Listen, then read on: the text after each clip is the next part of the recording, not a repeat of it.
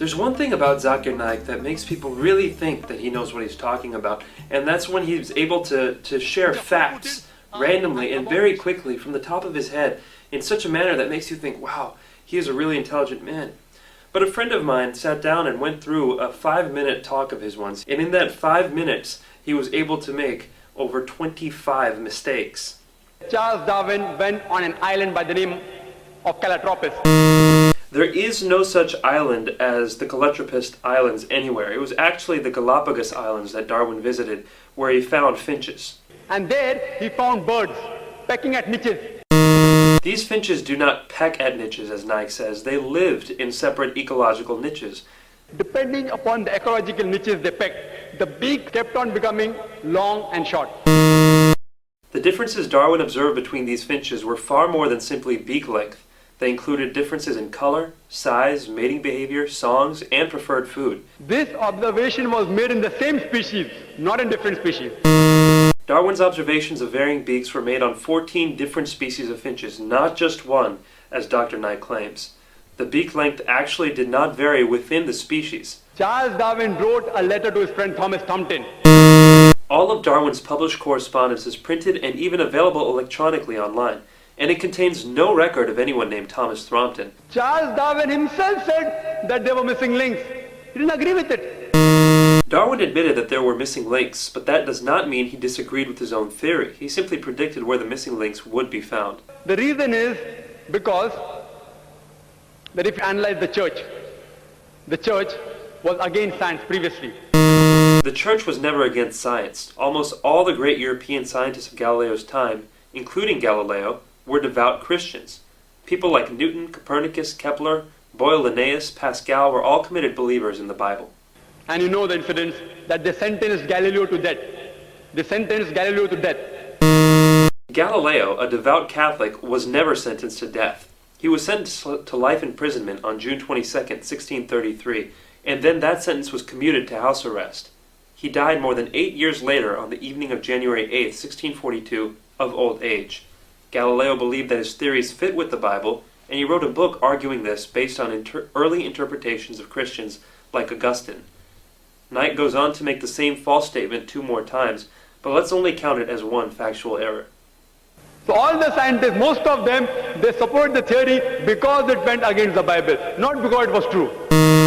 Actually, most scientists did not support Darwin's theory for many years, and most of these same scientists revered the Bible. Basically, this account by Dr. Naik is a total fabrication. All the sages, Lucy, there were 4 hominids. Everything Dr. Naik says here is wrong. There is no such word as hominids. He must mean hominids. Science tells us today there are 4 hominids. There are not a mere 4 hominids. There are at least 14. First is Lucy, along with its guide, the Australopithecus. There is no such hominid as Dasnopithecus. Lucy was an Australopithecus afarensis, which died about 3.5 million years, the Ice Age.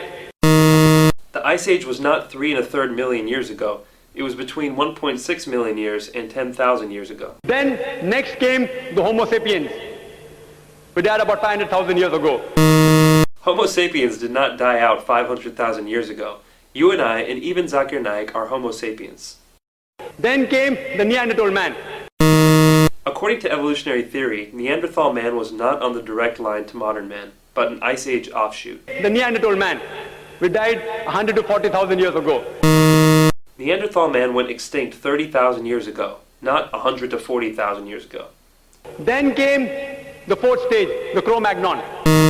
Cro-Magnon man is the same thing as Homo sapiens, which Naik had mentioned as a different earlier species. There is no link at all between these stages. Actually, evolutionary biologists have found many examples of what they claim to be links between these stages.